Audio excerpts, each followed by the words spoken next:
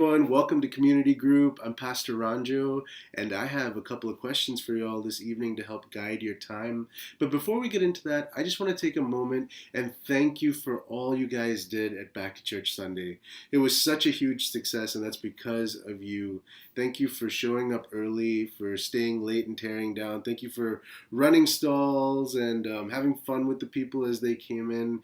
It's so important for us to not just wait for people to come through our doors, but rather go out and meet people where they are and show them the love of Jesus, because that's what he did while he walked the earth, and that's our mission.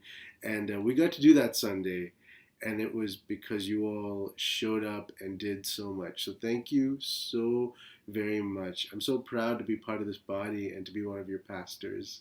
So, we also this Sunday started a series called Emojional, where we are looking at different emotions and how Jesus dealt with them and what we learn about dealing with those emotions ourselves. And this Sunday we started with fear. And fear is an interesting one because, as Pastor Jason said on Sunday, we all don't want to have it. We want to stay as far away from it as possible. But fear can actually be a good thing as long as it doesn't dominate you and dictate your actions and completeness. So to kick things off, we're going to have a little fun with our fear. We all have stories about funny or embarrassing things we did or still do because we were afraid. Why don't you take some time and just share some of those stories? And I know it's putting you on the spot. You may need some time to think. So why don't you have your community group leaders start?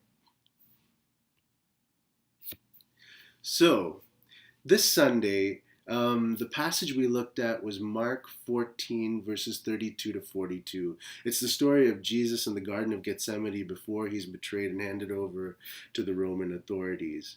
I want you guys to take some time and read that passage together. Pull out your Bibles, your phones, however you want to do it, and read that passage together. And then your question is, how does reading that passage help you relate to Jesus? In other words, as you read that passage, what thoughts do you have about Jesus and how he handled the situation? And how does that make you feel, or what does it make you feel like you need to be doing? Go ahead and just talk about those thoughts together. And finally, last question for tonight. Our main point, the big idea for the sermon was, before you flee or freeze, stop to fear God.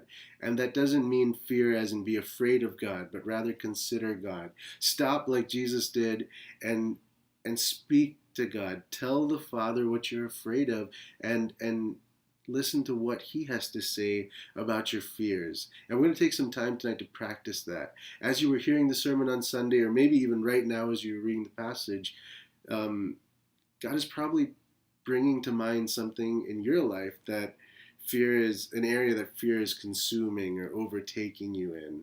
And he probably wants to deal with that. So why don't you take some time, think about that, and then share that with your group. And then we'll practice fearing God together. Have your group pray for you.